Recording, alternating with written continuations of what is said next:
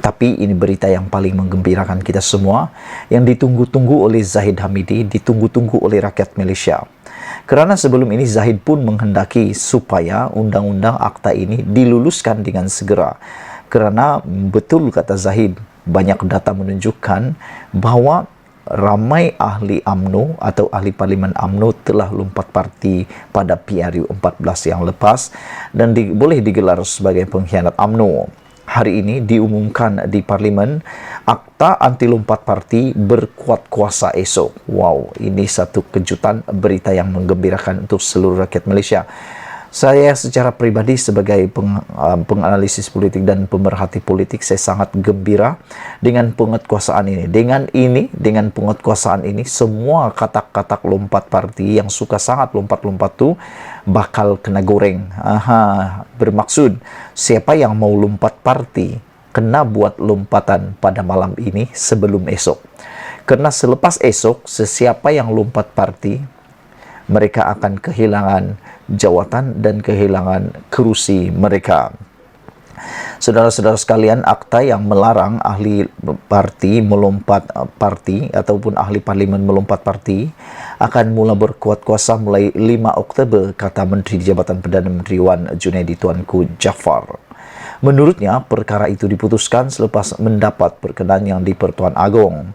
Kata Wan Junaidi, kerajaan komited untuk mahu memastikan undang-undang melarang ahli Dewan Rakyat bertukar parti dan dapat melindungi hak rakyat. Kebawah Duli Yang Maha Mulia yang di-Pertuan Agong telah memberi perkenan tarik kuat kuasa Akta Perlembagaan Pindaan Nombor 3 2022 pada 5 Oktober 2022 selaras dengan Seksyen 1 dalam kurungan 2 dan Seksyen 1 dalam kurungan 3 Akta E1663, katanya lagi. Ini satu berita yang kita tunggu-tunggu, ini satu perkara yang menarik untuk kita semua, kerana sepanjang PRU yang lepas sehinggalah hari ini, memang berpuluh-puluh ahli parlimen telah pun lompat parti, dan ketidakstabilan yang berlaku di Malaysia ini banyak disebabkan oleh ahli-ahli parlimen yang telah lompat parti, terutamanya dalam Pakatan Harapan yang telah lompat parti, akhirnya menyebabkan Pakatan Harapan tumbang di tengah jalan selama 22 bulan menjadi kerajaan. Jadi aku sangat gembira dengan keputusan penguatkuasaan anti lompat parti yang akan berkuat kuasa esok ini. Semoga dengan penguatkuasaan ini pada PRU akan datang tidak ada lagi pengkhianatan kepada mandat rakyat. Sebelum kita teruskan pada isu yang lain, jangan lupa kamu tinggalkan komen Anda tentang perasaan kamu terhadap pelaksanaan anti lompat parti yang berkuat kuasa esok ini. Sementara kita menanti PRU diumumkan dalam beberapa hari lagi, ditimbulkan pula ura-ura bahawa Parlimen akan bubar. Sah, Perdana Menteri akan menghadap Agong pada Khamis ini. Saudara-saudara, persoalan yang selama ini kita cari, yang mendapatkan bilakah waktunya Ismail Sabri Yaakob akan menghadap Agong, akhirnya hari ini sah, Perdana Menteri akan menghadap Agong pada Khamis ini. Walhal pada hari Khamis adalah pembentangan bajet Malaysia. Makna kata, ada dua pilihan, sama ada dibentangkan dahulu bajet 2023 ataupun dibubar dulu baru dibacakan.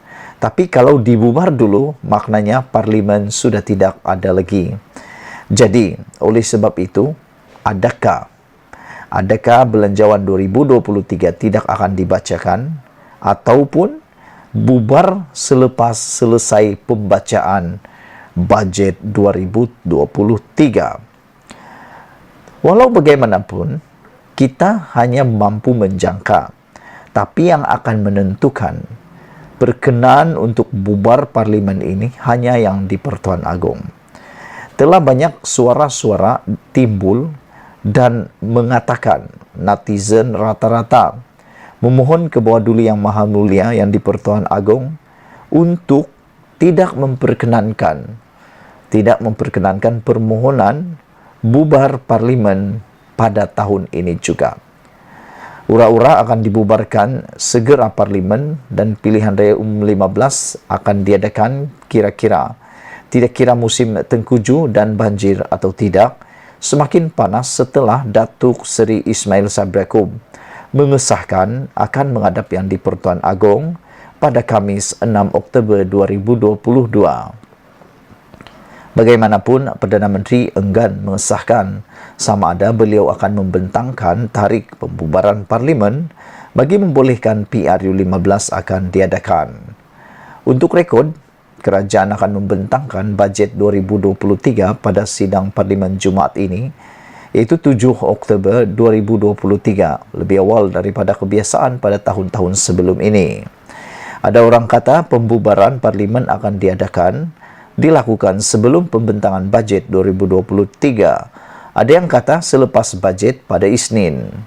Yang lain kata bulan ini atau November, malah tahun depan, katanya menurut NST. Beliau berkata demikian kepada pemberita selepas menghadiri program Idea Bina Negara anak muda keluarga Malaysia di Dewan Agung Tunku Chancellor Universiti Teknologi Maradi Shah Alam hari ini. Beliau berkata demikian kepada pemberita selepas menghadiri program tersebut. Beliau berkata, tiada parti politik boleh mempengaruhi Perdana Menteri dalam membubarkan Parlimen bagi memberi laluan kepada PRU. Beliau berkata, walaupun sesiapa sahaja boleh memberikan cadangan dan pandangan mengenai perkara itu, ia tetap menjadi prerogatif Perdana Menteri. Tarikh pembubaran Parlimen tidak boleh dibincangkan secara terbuka, sama ada dalam parti atau dengan pihak lain. Hanya Perdana Menteri mempunyai kuasa untuk mencadangkan supaya Parlimen dibubarkan.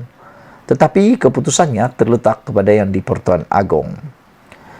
Menurut pada Sabtu lalu, Setiausaha Agung PAS, Datuk Seri Taqiyuddin Hassan berkata, Perdana Menteri perlu berbincang terlebih dahulu dengan anggota Jemaah Menteri berhubung pembubaran Parlimen bagi membolehkan PRU 15 diadakan.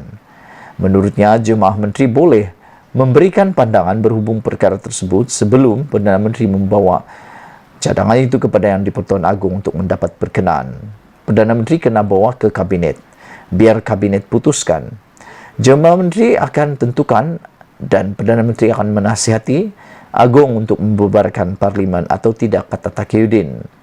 Mengulas lanjut, Ismail Sabri juga berkata memorandum MOU dengan pembangkang akan sah sehingga Parlimen dibubarkan.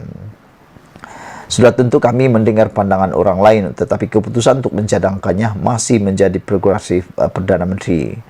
Pada Parlimen ke-14, pertama kali bersidang pada 16 Julai 2018 dan akan dibubarkan secara otomatik pada Jun tahun depan. Dengan PRU 15 boleh diadakan sebelum 14 September 2023. Beberapa pemimpin politik termasuk Presiden PAS Tan Sri Abdul Hadi Awang dan penasihat DAP Lim Kit Siang berkata PRU 15 tidak harus disegerakan, memetik kebimbangan ekonomi dan musim tengkujuh yang akan menjejaskan rakyat dan kerajaan jentera kerajaan, katanya.